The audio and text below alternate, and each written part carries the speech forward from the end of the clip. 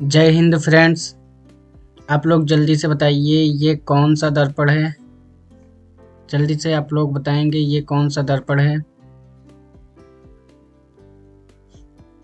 ये कौन सा दर्पण है और ये कौन सा दर्पण है। जल्दी से आप लोग बताएंगे। अगर आप लोग इसे नहीं बता पा रहे हैं तो आपने पिछली वीडियो नहीं देखा था। पिछले वीडियो में हमने दर्पण पहचानना बता दिया था और दर्पण के लिए क्या क्या नियम होते हैं वो भी बता दिया था। अगर आपने वो वीडियो नहीं देखा है तो जाके देख लीजिए।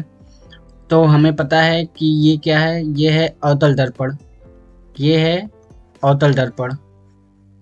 कौन सा दर्पण है? अवतल। और ये है उत्तल। कैसे पता चला? क्योंकि मैंने आपसे कहा था कि अगर बायां हिस्सा धंसा हुआ हो तो वो अवतल है और अगर बायां हिस्सा उठा हुआ हो तो वो उत्तल है। बायां धंसा तो अवतल होगा। अगर बायां हिस्सा ये वाला हिस्सा अगर धंसा है तो अवतल होगा। अगर उठा है ये वाला हिस्सा तो उत्तल होगा। ठीक है, तो ये सब हमने सीख लिया था पिछली वाली वीडियो में। आपने नहीं देखा है तो जाके देख लीजिए। तो चलिए आज आगे देखते हैं, आगे कुछ और समझते हैं। तो देखिए, फिजिक्स में बाएं तरफ ये हो गया बायां, ये हो गया दायां। तो मैंने बताया था कि दर्पण का हमेशा दायां सिरा पेंट किया जाता है। हमेशा दर्पण का दायां सिरा ही पेंट किया जाता है, चाहे चाहे जो दर्पण हो। ठीक है, तो चलिए जल्दी से हम इसे पेंट कर देते हैं।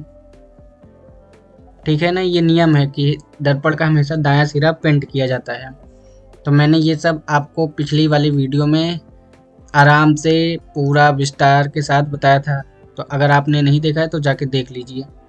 तो फिजिक्स में ये बायां वाला जो हिस्सा होता है ये होता है निगेटिव। ये होता है निगेटिव। और जो दायां हिस्सा होता है ये होता है पॉजिटिव। ठीक है, तो इस प्रकार अब मैंने आपको पिछली वीडियो में बताया था ये हो जाएगा, क्या हो जाएगा, ये हो जाएगा वक्रता केंद्र। और ये वक्रता केंद्र से ये हो जाएगा पी यानी पोल यानी ध्रुव।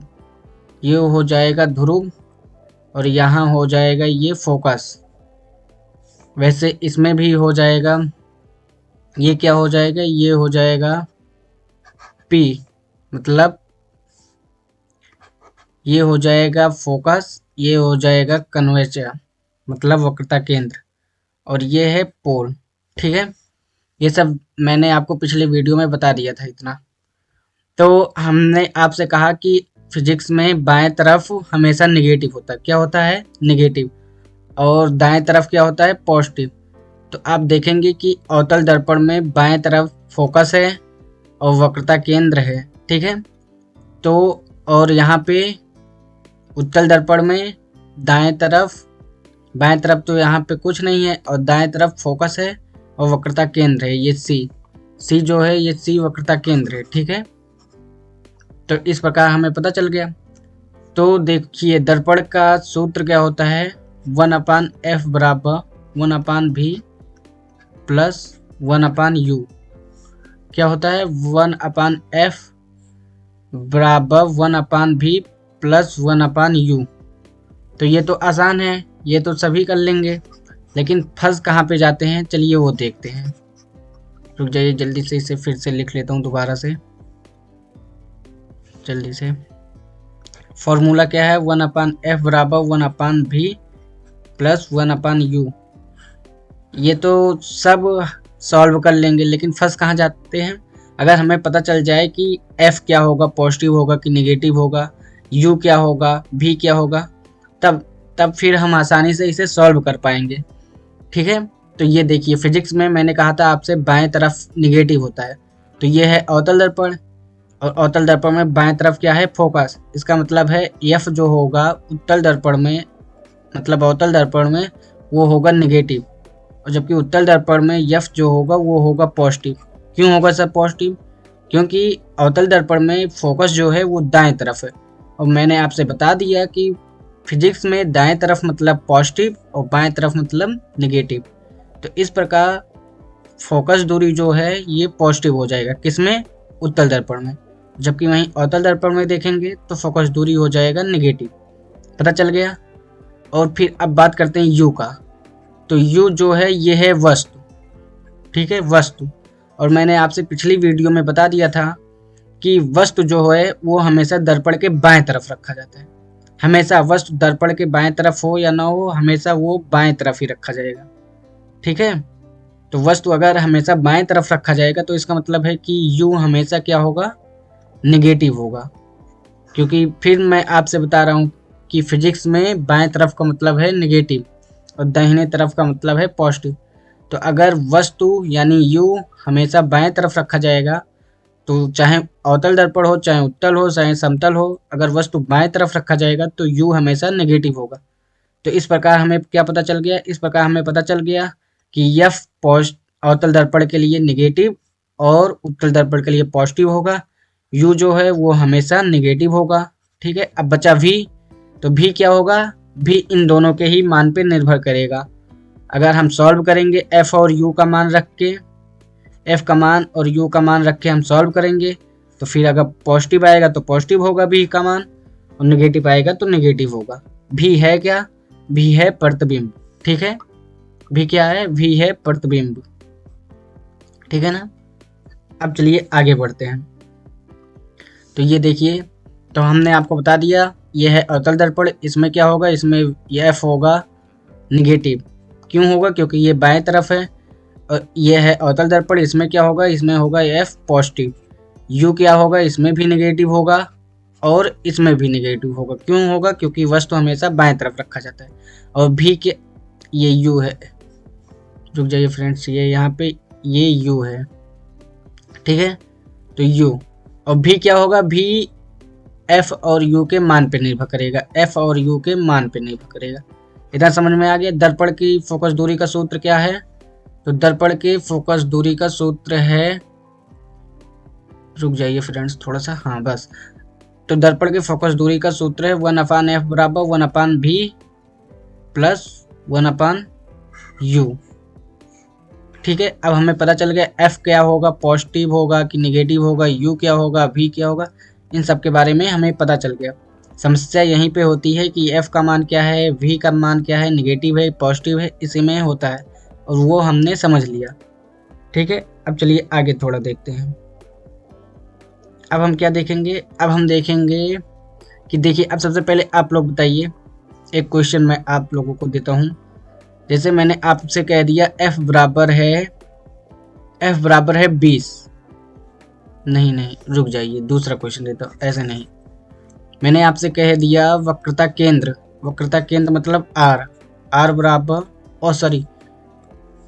सॉरी वक्रता त्रिज्या। मैं आपसे कहता हूँ वक्रता त्रिज्या यानी आर बराबर, मैंने कहा 600 है, आर बराबर 600 है।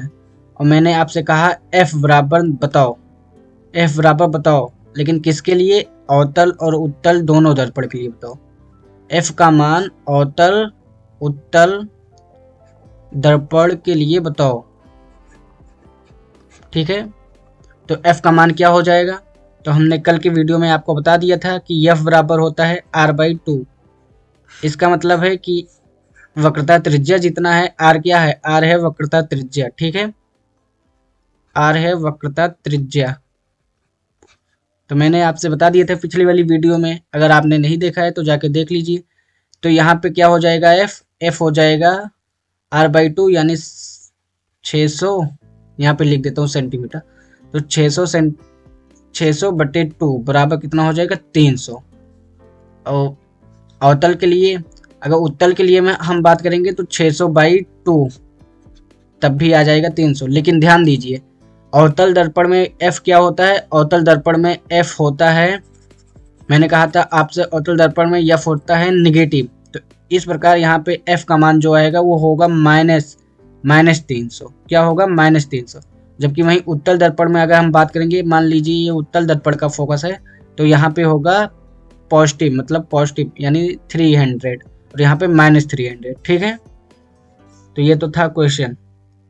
अब चलिए और आगे देखते हैं।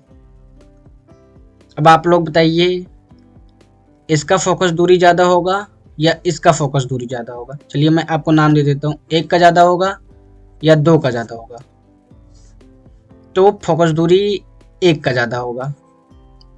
1 का ज़्यादा होगा कि 2 का ज़्यादा होगा, जल्दी बताइए आप लोग। गलत है, 1 का नहीं ज़्यादा होगा। किसने कहा 1 का होगा? 1 का नहीं होगा। किसका होगा? 2 का होगा। कैसे होगा सर? 2 का कैसे होगा? तो चलिए समझते हैं। देखिए, ये है उत्तल दर्पण, या कोई सा भी दर्पण है तो ये उत्तल दर्पण है। लेकिन तो यहाँ पे ये छोटा सा है, तो ये हो जाएगा यहीं इसके बीच में हो जाएगा कहीं, ये हो जाएगा C, और फिर ये हो जाएगा त्रिज्या यानी R। तो R का ही आधा होता है F, तो इसका F होगा इतना छोटा। फिर वहीं ये बड़ा सा है, तो इसका भी केंद्र होगा यहाँ कहीं, तो इसका भी R इतना बड़ा, फिर F इतना। इसका मतलब ये बड़ा वाला जो है, ये अवतल दर्पण, इसका फोकस ज़्यादा होगा। ठीक है, इतना समझ में आ गया? कैसे ज़्यादा होगा मैंने आपको बता दिया। ठीक है, देखिए, इसका फोकस इसके अपेक्षा कम होगा, ये इसका फोकस इसके फोकस से कम होगा, यानी पहले का फोकस कम होगा। किससे? दूसरे के फोकस से। फिर इसका फोकस और ज़्यादा बड़ा होगा, इसका फोकस और ज़्यादा बड़ा होगा। फिर इसका अगर बात करें तो और भी ज़्यादा बड़ा होगा। कैसे होगा मैंने आपको बता दिया। फिर इसका करेंगे तो और भी ज़्यादा, रुक जाएगी, बस यहाँ तक ही समझिए। ठीक है, तो इसका फोकस ज़्यादा बड़ा होगा। फिर अगर हम एक ऐसा ले लेते हैं, फिर ऐसे करते करते जब हम आएंगे ऐसे, तो इसका और भी ज़्यादा होगा। फिर एक ऐसा आ जाएगा। ठीक है, अब इसका बताइए। इसका तो इनफाइनाइट होगा फोकस। इनफाइनाइट कैसे होगा? क्योंकि इसका अगर हम गोला बनाएंगे तो ये गोला बहुत दूर कहीं पे जाके बनेगा, तो इसका फोकस क्या हो जाएगा? इसका फोकस हो जाएगा इनफाइनाइट। ठीक है, इसका फोकस हो जाएगा इनफाइनाइट। तो और देखिए, डी पी क्या होता है? पी मतलब पावर।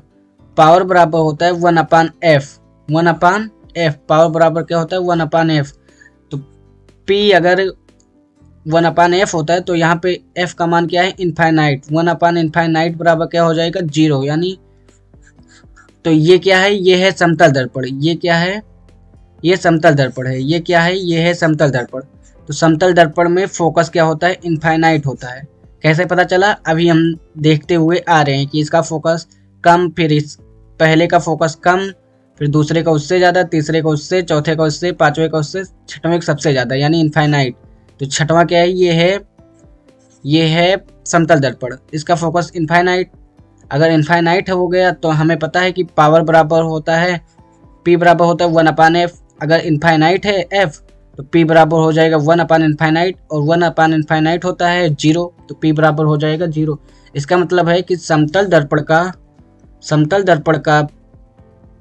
दर्पण में देखिए, समतल दर्पण में F जो है ये होगा इनफाइनाइट, और जो P है ये होगा 0। ठीक है, इतना समझ में आ गया आप लोगों को?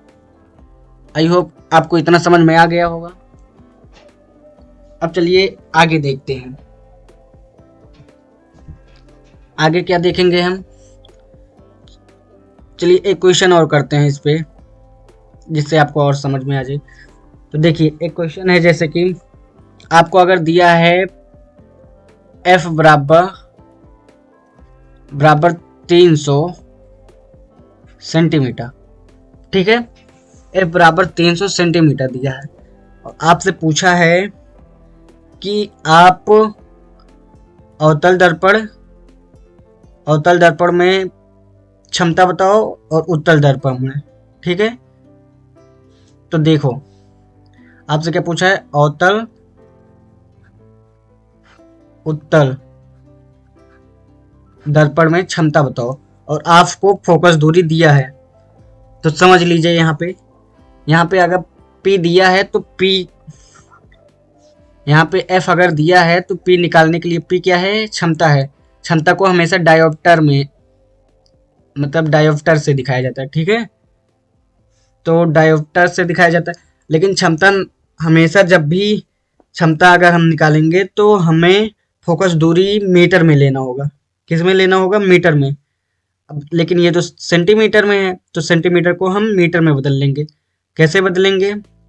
देखिए, अगर f सेंटीमीटर में दिया है तो आपके लिए सबसे आसान तरीका, अगर f जो है ये अगर सेंटीमीटर में है तो सबसे आसान तरीका है आपको कि 100 बटे f सेंटीमीटर में, f सेंटीमीटर में सबसे आसान तरीका ये है आपके लिए। अगर f 300 जो ये सेंटीमीटर में है तो आप लिखेंगे p बराबर 100 बटे f, लेकिन अगर f जो है वो मीटर में है तब आप लिखेंगे f p बराबर 1/f।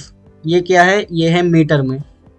इतना समझ में आया कि नहीं आपको? देखिए, सबसे आसान तरीका, अब मैं बोल रहा हूँ अगर f 300 सेंटीमीटर है, f मतलब सेंटीमीटर में है, तब आप ये वाला फॉर्मूला लगाएंगे, कौन? 100 बटे f। लेकिन अगर f मीटर में है तब हम क्या लिखेंगे? 1/f। ठीक है, इतना समझ में आया? तो क्वेश्चन क्या है? क्वेश्चन दिया गया है कि f बराबर है 300 सेंटीमीटर और हमें अवतल दर्पण तथा उत्तल दर्पण के लिए p बताना है। p मतलब क्षमता। तो अगर हम अवतल के लिए p बराबर निकालेंगे तो हो जाएगा, ये सेंटीमीटर में है तो सेंटीमीटर में मैंने आपको बताया सेंटीमीटर के लिए 100 बटे f लिखेंगे। तो 100 बटे f तो 100 बटे 300 लिख देंगे। 2 0 कट गए, 1/3 आ गए, p बराबर 1/3। अब इसे भी अगर हम सॉल्व करेंगे तो आ जाएगा 0.3 और 3 के बाद क्या? डायोप्टर। डायोप्टर को हम 3 से d से डिनोट करते हैं, d से लिखते हैं, इसलिए हो जाएगा p का मान d, मतलब कितना d? 0.3d, 0.3d यानी डायोप्टर। ठीक है, इतना आई होप आपको समझ में आ गया होगा। अब चलिए आगे, एक क्वेश्चन आपके लिए है, ये मैं आपको बता देता हूँ, उसके बाद आपके लिए है। आपको दिया गया है अवतल दर्पण या उत्तल दर्पण। मान लीजिए आपको दिया गया है अवतल दर्पण, ठीक है। उसके बाद जो मैं आपको दूंगा वो दूंगा उत्तल दर्पण का घर से करने के लिए। अवतल दर्पण दिया गया है, अवतल दर्पण की वक्रता त्रिज्या है, अवतल दर्पण की वक्रता त्रिज्या है। ध्यान से आप देखिएगा, अवतल दर्पण है कि उत्तल? त्रिज्या है 600 सेंटीमीटर। अब आपको बताना है इसका f और p, ठीक है, आपको बताना है। तो हम कैसे लगाएंगे इसे? चलिए देखते हैं, जल्दी से सॉल्व करते हैं इसे। अब देखिए, अवतल दर्पण की वक्रता त्रिज्या दिया गया है, तो सबसे पहले हमें पता है f अगर निकालना है तो f बराबर होता है r/2, इतना तो हमें पता है। तो अब निकाल लेंगे हम। कैसे निकालेंगे? रुक जाइए, इसे इरेज कर देते हैं। हाँ देखिए, अब हमें f निकालना है, f निकाल लेंगे। r कितना है? r है 600 और बटे 2, ये कितना हो जाएगा? ये हो जाएगा 300 सेंटीमीटर। फिर अब आ जाएगा 300 सेंटीमीटर, लेकिन f 300 सेंटीमीटर फिर माइनस 300 सेंटीमीटर, f कितना आएगा? -300 सेंटीमीटर। कैसे आएगा? क्योंकि मैंने आपको यहाँ पे बता दिया था कि f जो होगा वो होगा अवतल दर्पण में निगेटिव और उत्तल दर्पण में पॉजिटिव। मैंने आपको यहाँ पे समझा दिया था, f होगा निगेटिव और यहाँ पे होगा पॉजिटिव, उत्तल में पॉजिटिव अवतल में निगेटिव, तो मैंने आपको यहाँ पे बता दिया था। तो चलिए अब फिर वहाँ पे समझते हैं, क्वेश्चन के पास चलते हैं। देखिए कहाँ गया क्वेश्चन, जल्दी से पहुँचते हैं। रुक जाइए फ्रेंड्स, थोड़ा सा क्वेश्चन के पास हम पहुँचते हैं। कहाँ गया?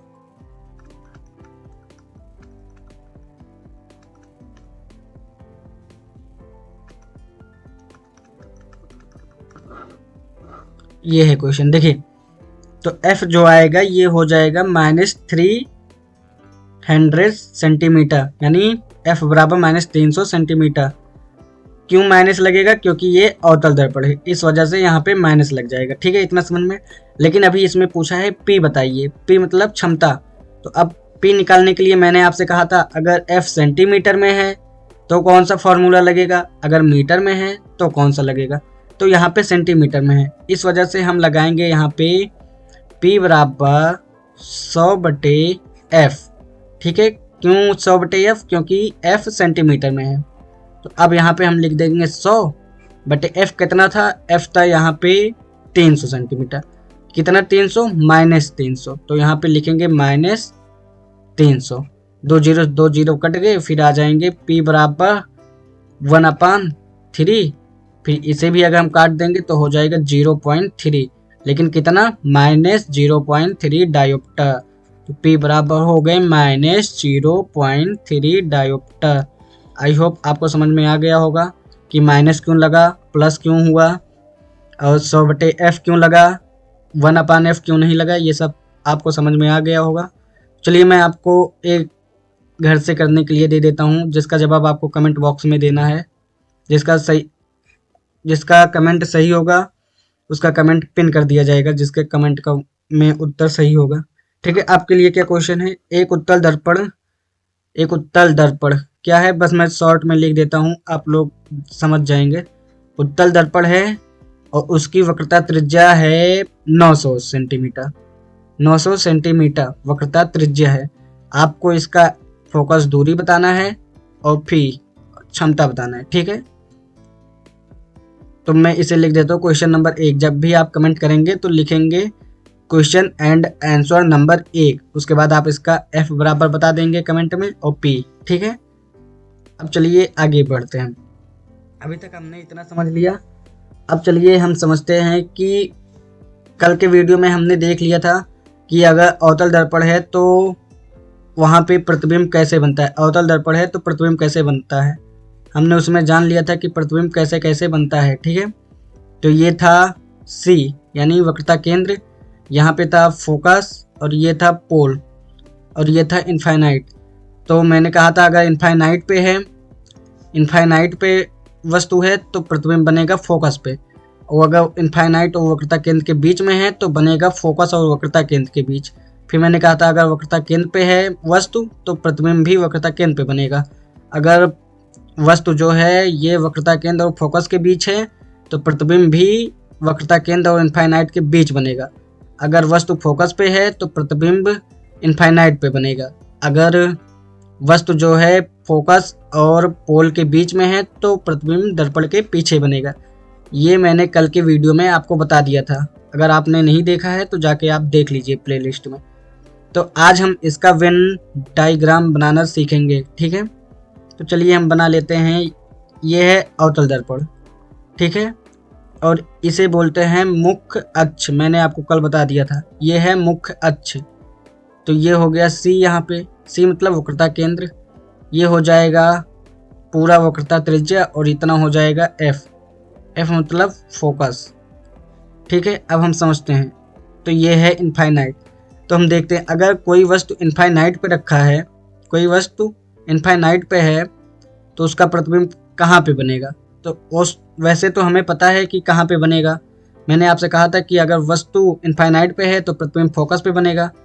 तो नियम क्या है देखिए, वेन डायग्राम बनाते समय प्रतिबिंब बनाने का नियम क्या है वेन डायग्राम पे।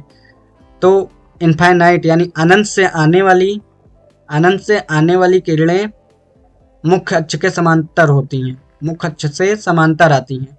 अनंत से आने वाली किरणें मुख्य अक्ष के समांतर आती हैं और दर्पण से टकराने के बाद फोकस से होकर जाती हैं। दर्पण से टकराने के बाद फोकस से होकर जाती हैं। आपको ध्यान में रखना होगा ये अनंत से आने वाली किरणें मुख्य अक्ष यही है, ये है मुख्य अक्ष। ठीक है, ये मैंने आपको कल की वीडियो में बता दिया था। मैं बार बार आपसे कह रहा हूँ अगर आपने वो वीडियो नहीं देखा तो आपको ये वीडियो नहीं समझ में आएगी, इसलिए आप जाके वो वीडियो देख लीजिए। ठीक है, तो ये देखिए, तो वस्तु से आने वाली किरणें मुख्य अक्ष के समांतर आएंगी और दर्पण से टकराने के बाद फोकस से होकर जाएंगी। ठीक है, दर्पण से टकराने के बाद फोकस से होकर जाएंगी। तो अगर कोई वस्तु इनफाइनाइट से आ रहा है तो उसका प्रतिबिंब कहाँ पे बनेगा, फोकस पे बनेगा। ठीक है, अब दूसरा देख लेते हैं। देखिए, ये है अवतल दर्पण, हाँ, और ये है मुख्य अक्ष। ठीक है, ये है इनफाइनाइट, यहाँ पे मान लेते हैं ये है C, ये है F फोकस, और ये है पोल। देखिए अब अगर वस्तु को यहाँ पे रखा जाए, यानी इनफाइनाइट और वक्रता केंद्र के बीच में, तो फिर मैंने आपसे क्या कहा कि वेन आरेख पे डायग्राम यानी प्रतिबिंब बनाने के लिए आपको किन किन नियमों का ध्यान रखना होगा। वस्तु से हमेशा 2 किरणें आएंगी। कितनी? ये जो वस्तु है यहाँ से हमेशा 2 किरणें आएंगी। एक किरण जो आएगी ये आएगी मुख्य अक्ष के समानांतर। ये जो किरणें हैं, एक किरण आएगी, देखिए नियम नंबर 1, वस्तु से हमेशा 2 किरण आएगी। वस्तु से हमेशा 2 किरण आएगी। पहली किरण जो है, पहली वो मुख्य अक्ष के समानांतर, कहाँ से? मुख्य अक्ष के समानांतर आएगी और फोकस से जाएगी। देखिए तो पहली हो जाएगी, वस्तु से हमेशा 2 किरण आएगी, तो यहाँ से एक किरण जाएगी तो वो जाएगी मुख्य अक्ष से समांतर। नियम नंबर 1। नियम नंबर 2 क्या है? नियम नंबर 2 है कि उसके बाद दूसरी किरण जो आएगी वो पोल से टकराएगी। दूसरी किरण आएंगी तो वो पोल से टकराएगी और जिस एंगल से पोल से टकराएगी उसी एंगल से वापस जाएगी। जिस एंगल पर पोल से टकराएगी उसी एंगल पर वापस जाएगी। ठीक है। उसके बाद जहां ये दोनों किरणें मिलेंगी वहीं पे प्रतिबिंब बनेगा। तो आपको समझ में आया कि नहीं? फिर से आपको समझा देते हैं। देखिए मैंने आपसे कहा कि यह है अवतल दर्पण। मैंने कहा कि प्रतिबिंब बनाने के लिए सबसे पहले 2 किरणों की जरूरत होगी। 2 किरणों की जरूरत होगी। तो देखिए मान लीजिए जहां भी वस्तु है, जहां भी मान लीजिए मैं यहाँ पे वस्तु बना लेता हूँ इनफाइनाइट मतलब अनंत और वक्रता केंद्र के बीच में। वक्रता केंद्र सी है और इनफाइनाइट ये है। ठीक है। अब मैं कहता हूँ कि नियम है कि अनंत से आने वाली रेखाएं अक्ष के समांतर जाती हैं, जो कि हमने देख लिया पहले वाले प्रतिबिंब में बना के। ठीक है। पहले वाले प्रतिबिंब में हमने ये देख लिया कि अनंत से आने वाली किरणें कहाँ से जाएंगी? मुख्य अक्ष के समानांतर जाएंगी। अब नियम नंबर 2 क्या है?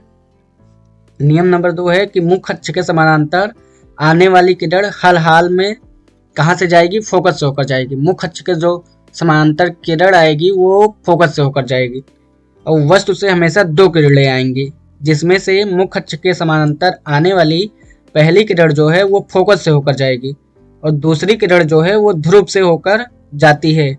और जहां पर दोनों किरण आपस में काटती हैं वहीं पर वस्तु का प्रतिबिंब बनता है।